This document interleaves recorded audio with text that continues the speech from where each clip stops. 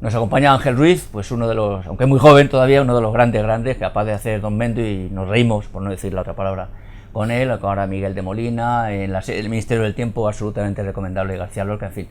Todo un privilegio tenerte aquí, gracias por estar con nosotros, Ángel. Un placer estar aquí. Y ahora lo más reciente es lo de Miguel de Molina, que es mucho más que lo que significa como obra de teatro, ¿no? Sí, Miguel de Molina es un símbolo de una España olvidada, una España que forma parte de nuestro pasado y por tanto de nuestro presente, por mucho que algunos quieran, ¿no?, cubrirlo y decir no ha pasado nada. Sí, han pasado cosas, y Miguel de Molina es un ejemplo más de ese olvido, de ese secuestro y de esa amnesia inducida a la que nos han sometido, ¿no?, durante mucho tiempo. Además, no es solamente su obra, o sea, su vida, sino su obra, también hay canciones y cuenta que lo sí, sepa. sí, El bueno, teatro donde está esas cosas, ¿no? Sí. Bueno, lógicamente es la vida de un cantante, y de un cantante muy personal y muy genuino, y hay canciones, las canciones están también dentro de la trama, dentro de la historia que él cuenta. Sí. Y surgen precisamente de ese viaje emocional en el que se va metiendo el personaje, es decir, no están para ilustrar un momento ni como un parche para pasar de un lado a otro, no. Ya. Mi preocupación siempre a la hora de hacer el texto era que funcionara como un buen musical. Los buenos musicales, en las canciones sigue la acción. Sí. Entonces ahí ha habido que hacer una especie de puzzle, ¿no? Pero era muy sencillo porque la copla está llena de simbolismo. Entonces ha sido muy sencillo encajar dentro de la historia, sí, dentro de lo que él está contando, qué canción poner, ¿no? Por ejemplo, el espectáculo comienza con Miguel de Molina enfadado con España, enfadado con los periodistas que han venido a esa rueda de prensa, porque se supone que es una rueda de prensa, y desde ahí le surge cantar La bien pagá, o sea, con ese despecho, el despecho que tiene esa copla con respecto a ya no somos nada, o sea, ya no me quieres, no me quieras, o sea, adquiere un cariz que no tendría de otra manera, ¿no? O sea, que ese ha sido un poco el trabajo de encajar la hondura y contar su historia, pero también cantar su historia y al mismo tiempo contar lo que yo, como autor y como intérprete, quiero contar a través de Miguel de Molina. ¿Y estás en el Teatro Rialto? En el Teatro Rialto todos los sábados a las 8:30. Bueno, hay días dispersos. Yo recomiendo a todo el mundo que se meta en la web, tanto del teatro como de La Zona, que es la productora, para que vea los horarios, porque son días dispersos. Teatro Rialto de Madrid de momento, y posiblemente, y después gira, de lo que ya hablaremos, te traeremos aquí de nuevo y tal. Has sacado el tema de la copla tan menospreciada, siempre, no solamente en el franquismo, sino después como algo cutre y casposo, cuando no es así. No es así. Lo que pasa es que aquí tenemos en este país solemos caer en el pozo del desprecio, como decía Fernando Fernán Gómez, cuando alguien le decía, es que el mal de España es la envidia, y él dijo, no es la envidia puede ser hasta positiva, es el desprecio. Despreciamos muchas veces lo nuestro.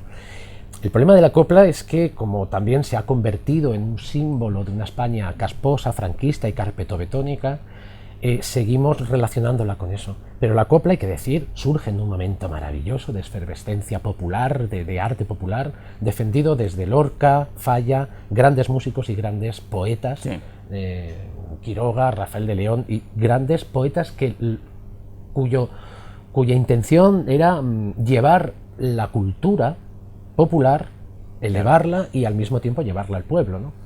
Entonces la copla surge en ese momento. De hecho, hay una copla, lo que yo le llamo la copla republicana, que es una copla mucho más fresca, mucho más diversa, porque hay de todo. Y es una copla llena de poesía, ¿no? Y además que, te guste o no, hay algo que te llega de ella. El problema es ese, y también que a veces se ha convertido en un cliché donde los intérpretes la han interpretado, la han abordado siempre de la misma manera, donde solo hay tragedia. Y claro, la copla es un género, por ejemplo, desde el punto de vista de un actor, es maravilloso porque está hecha para ser interpretada. O sea, hay que interpretarla y hacerla tuya. Es como cuentas una historia, ¿no? Yo siempre digo también que la copla es la respuesta española al mismo fenómeno que surgió en Alemania y en Francia. En Francia con la chanson francesa, la canción francesa, y en Alemania con el Spiegel, el Spiegel alemán, ¿no? Que también son canciones del mismo corte, son canciones que cuentan historias turbulentas, amoríos, desamores, pero cuentan una historia. Y eso que en estos países se ha convertido como en el abanderado de la cultura musical, aquí seguimos teniéndola como algo que nos lleva a un pasado, como bien decías, casposo. Tú, bueno, eres un artista polifacético porque, bueno, te haces los textos, cantas, eres actor. Y ¿cómo te dio por esta locura de pequeño? ¿Cómo empezó el todo? Pues me vino de una manera orgánica y natural, porque en mi casa no había ningún artista. O sea, normalmente siempre sigues la estela de alguien que haya familiar o alguien cercano a ti, pero en mi caso no, yo creo que fue algo muy natural.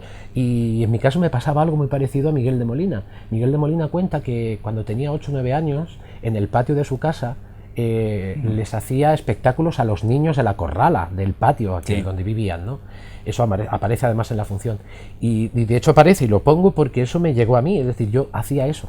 O sea, yo con los niños, mis amiguetes del bloque, porque era un bloque de pisos en Málaga, los reunía en el descansillo entre las 4 puertas, y yo utilizaba mi puerta como camerino. Entonces se sentaban en la escalera y yo les hacía imitaciones, les cantaba, les hacía guiñoles. O sea, yo creo que era una querencia casi, yo siempre he pensado, digo, igual tengo una especie de antepasado. Habría que investigar genéticamente, ¿no?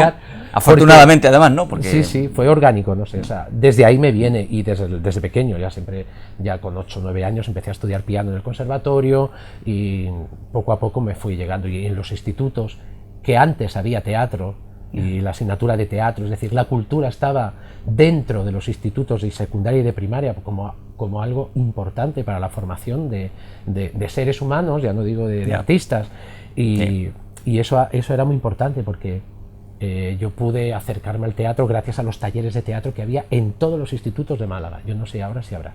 Seguramente no. Hablábamos también fuera de cámara con este tema, los famosos el Estudio 1 en teatro, incluso en el franquismo, con esos grandes actores, y quizás, y ya para concluir, que también haces televisión, el Ministerio del Tiempo, donde tú haces de Lorca, tampoco está mal, ¿no? Quizás se acerque ese tipo de teatro, no una televisión pública que haga ese tipo de teatro perdido prácticamente en todo lo demás. Hombre, es que la televisión pública tiene que estar por encima de las audiencias, y tiene que además apostar por unos contenidos culturales que no están cumpliendo, creo, a mi juicio, y además en unos horarios factibles. Es decir, está muy bien que haya un programa para divulgar las cuestiones culturales, pero que no sea a la 1 de la mañana ni en la 2 a las 2:30. Quiero decir que se trata de acercar eso al público y no de ponérselo difícil, ¿no? Bueno, pues no lo ha puesto fácil en la entrevista, y también es recomendable ir a verle a él, con Miguel de Molina.